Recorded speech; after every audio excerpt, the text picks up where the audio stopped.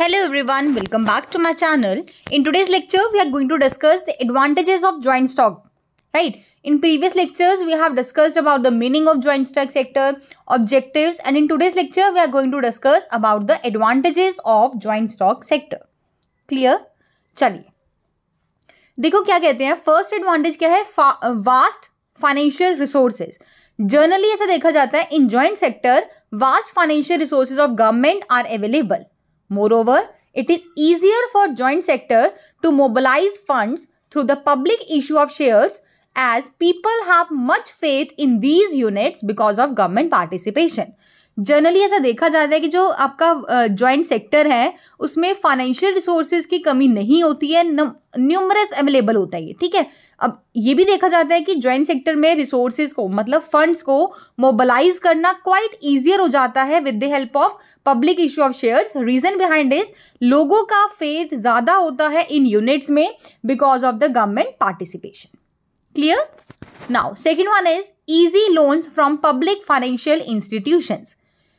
Joint sector units can easily procure loans from the public financial institutions. These institutes feel secure in giving loans because of direct involvement of government in these units. अब government का directly involvement होने के कारण ये क्या करते हैं, जो पब्लिक फाइनेंशियल इंस्टीट्यूट्स होते हैं ना वो इजी टर्म्स पर और मतलब बहुत इजीली इनको लोन्स प्रोवाइड करवा देते हैं, जिस रीजन से आपके जो जॉइंट सेक्टर होता है उनको फंड्स की स्कार्सिटी नहीं देखने को मिलती है. Clear? Now, third one is operational autonomy. As compared to the public sector units, management of joint sector enjoys more operational autonomy. There is lesser political interference in the working of joint sector units in pure public sector units. Generally ऐसा देखा जाता है कि जो आपके joint sector units होती है ना उसमें पॉलिटिकल इंटरफेरेंस बहुत रेयर देखा जाता है, बहुत ही लेसर होता है, जिसके कारण ये लोग क्या करते हैं, ऑपरेशनल ऑटोनॉमी को एंजॉय करते हैं. क्लियर? देखो जब इंटरफेरेंस नहीं होगी तो काम भी मतलब विदाउट एनी डिले होगा. अगर आप खुद एक सिचुएशन को इमेजिन करो, आप कोई काम कर रहे हो, बार बार आपकी कोई मतलब चेकिंग कर रहे हैं, बार बार इंटरफेयर कर रहे हैं, तो आपका जो एक फ्लो बना होगा ना उस काम को करने का वो भी स्लो डाउन हो जाता है. एक टाइम ऐसा आएगा कि आपका इंटरेस्ट ही नहीं करेगा, आप उस इंटरेस्ट के साथ उस एफिशिएंसी के साथ अपने वर्क को परफॉर्म नहीं कर पाएंगे, है ना. बट अगर आपका कोई लेसर इंटरफेरेंस होगा तो आप अच्छे से परफॉर्म कर सकते हैं. Now fourth one is better managerial and technological expertise. Joint sector can avail the benefits of private sector's professional managerial and technological skills. In joint sector, day-to-day management is with the private sector and private sector managers take more initiatives in running the business smoothly. Generally देखा जाता है जो joint sector है ना वो avail करता है benefit of private sector की professional managerial and technological skills का. जॉइंट सेक्टर के अंदर ये चीज होती है कि जो डे टू डे मैनेजमेंट होती है ना वो प्राइवेट सेक्टर के पास होगी. ठीक है. और जो प्राइवेट सेक्टर मैनेजर्स होते हैं ना वो ज्यादा इनिशिएटिव्स लेते हैं in running the business smoothly. Clear है? Now fifth one is check on monopoly powers. Joint sector units impose effective check on monopoly powers of private sector. It keeps check on the concentration of economic power with big industrial houses as government collaborates with different private entrepreneurs for different joint sector units. It widens the base of entrepreneurs. Generally हम ये बोलते हैं जो joint sector होता है ना वो check करता है कि कोई मोनोपोली पावर का कोई मतलब मिस यूज तो नहीं कर रहा कोई प्राइवेट सेक्टर.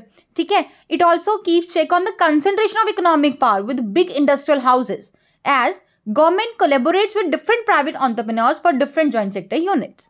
और इससे होता क्या है, sorry, it widens the base of the entrepreneurs. Now next benefit क्या है? Social justice. देखो जॉइंट सेक्टर का जो एक एम होता है ना वो क्या करता है, ग्रोथ तो करेगा बट विद सोशल जस्टिस को साथ लेकर करेगा. इंडिविजुअली ग्रोथ नहीं करेगा कि प्रॉफिट्स अर्न कर लिए, हाई और अर्निंग्स हो गई, इससे प्रॉफिटेबिलिटी से वो ग्रोथ नहीं करता, वो करते growth with social justice. Clear? Joint sector checks malpractices adopted by the private sector. It ensures growth with social justice. The price policy of these units is reasonable. In units की जो price policy होगी, मतलब वो price ना तो बहुत ज्यादा होगा ना ही बहुत कम होगा, कि इतना ज्यादा भी नहीं कि कस्टमर अफोर्ड ना कर सके और इतना भी कम नहीं कि कंपनी को अर्निंग्स ना हो। ठीक है, the price policy of these units is reasonable. It is neither based on the concept of high profits nor on no profit, no loss concept. Sometimes shares of joint stock या joint sector are also issued to workers. कई बार workers को भी इनके shares को issue कर दिया जाता है and workers participation is encouraged. तो workers का participation को भी encourage किया जाता है, मतलब ज़्यादा से ज़्यादा workers से participation करवाया जाता है. इससे क्या होगा, आपके वर्कर्स सेटिस्फाइड रहेंगे, एंथुजियास्टिक फील करेंगे, हर काम जो भी आप उन्हें अलॉट करेंगे वो विद ड्यू डिलिजेंस के साथ करेंगे. It provides a check on malpractices of private sector like black marketing, hoardings et cetera. Next one is ensures benefits of both public and private sectors. Joint sector provides benefits of both sectors but demerits of none. देखो, joint sectors में दोनों sectors की merits को combine किया गया है, integrate किया गया है. अब इसका मतलब ये नहीं कि दोनों की डीमेरिट्स को भी, नो, दोनों की डीमेरिट्स को हटाते हुए जो दोनों की अच्छाइयां सिर्फ उन्हीं को आपने कलेक्ट की है. It is a path between the nationalism means pure government ownership and the complete private autonomy. Eighth one is ensures balanced regional development. देखो क्या कहते हैं कि जो जॉइंट सेक्टर यूनिट्स होती है ना, वो जनरली बैकवर्ड रीजन्स में पाई जाती है ना. तो इससे होता क्या है, ये प्रमोट करते हैं बैलेंस्ड रीजनल डेवलपमेंट को. अगर कोई ऐसी इंडस्ट्री है वो जो सिर्फ और सिर्फ मतलब जो आपके डेवलप्ड एरियाज है सिर्फ उन्हीं में ही इस्टेब्लिश होंगी, तो उससे आपके मतलब रीजनल डिस्पैरिटीज क्रिएट हो जाएंगी. बट जॉइंट सेक्टर क्या करता है, वो अपने इस्टेब्लिश करता है यूनिट्स को इन द बैकवर्ड रीजन्स. देखो, इससे बेनिफिट होगा, उस रीजन की भी डेवलपमेंट होगी. सेकंड थिंग, कई बार ना गवर्नमेंट आपको कुछ पर्टिकुलर बैकवर्ड रीजन्स में सेटअप करने की कुछ कंसेशंस देती है, लाइक आपको टैक्स हॉलिडे दे दिया, आपको पावर कंसेशन दे दिया, ठीक है, बिजली आपको कुछ यूनिट्स तक फ्री दी जाती है, आपको वाटर सप्लाई का मतलब रॉ मटेरियल इजीली कंसेशन, मतलब आपको बहुत सारे कंसेशंस दी जाते हैं, चाहे वो in terms of raw material हो, फ्यूल हो, टैक्सेस हो, कुछ भी हो सकता है वो. ठीक है, आपको पर्टिकुलरली बेनिफिट भी हो रहा है और कहीं ना कहीं उस एरिया, उस रीजन की भी ग्रोथ हो रही है. क्लियर है? चलिए, next one is preferential treatment. Joint sector units are given priority in granting licence, quota, permits, procuring foreign exchange, importing technology, procuring loans, etc. Clear है? तो बहुत सिंपल है कि इनको प्रायोरिटी दी जाती है जॉइंट सेक्टर्स को, अगर उन्हें लाइसेंस लेना है या कोटा, परमिट्स, फॉरेन एक्सचेंज को प्रोक्योर करना है, इंपोर्ट करनी है कोई टेक्निक या लोन प्रोक्योर करना है, इन सब में उनको प्रायोरिटीज दी जाती हैं. रीजन क्या है? सिर्फ एक ही रीजन है कि इसमें गवर्नमेंट का पार्टिसिपेशन होता है और कहीं ना कहीं गवर्नमेंट के पार्टिसिपेशन होने से रिलायबल बन जाते हैं.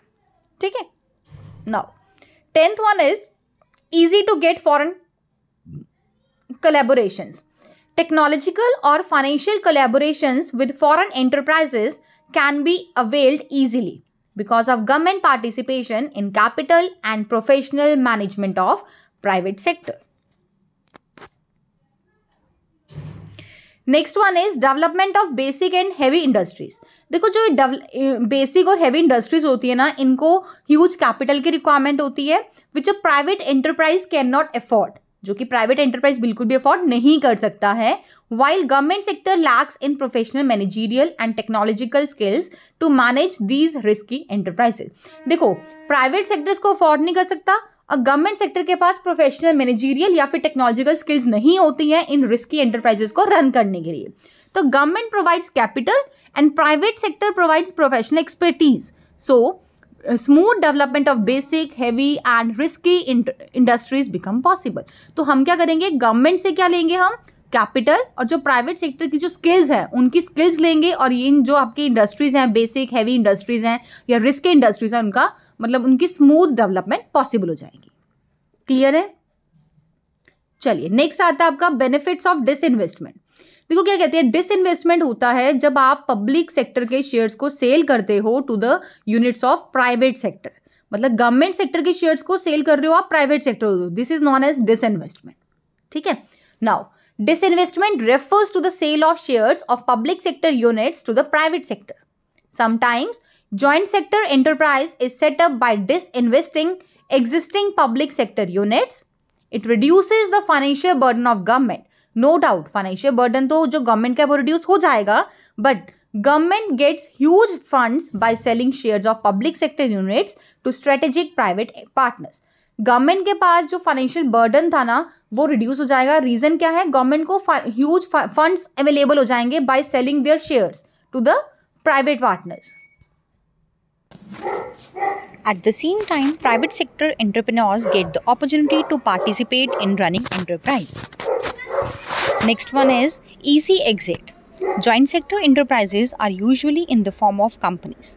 It is easy for the private sector promoter or the government or for the foreign collaborator or for the public financial institutes to sell its shares at any time in the stock market. So any of the partner can leave or exit any enterprise at the any time. तो ये हमने discuss किए हैं कि advantages क्या होते हैं आपके जॉइंट सेक्टर के. फर्स्ट वन था आपका vast financial resources. Second one is easy loans from public financial institutes. Third one is operational autonomy. Fourth better managerial and technological expertise. Fifth check on monopoly parts. Sixth social justice. Next है आपका ensures benefits of both public and private sectors. Ensures balanced regional development. preferential treatment, easy to get foreign collaborations, development of basic and heavy industries, benefits of disinvestments, and the last one is easy exit. I hope you like this video. Thanks and have a wonderful day.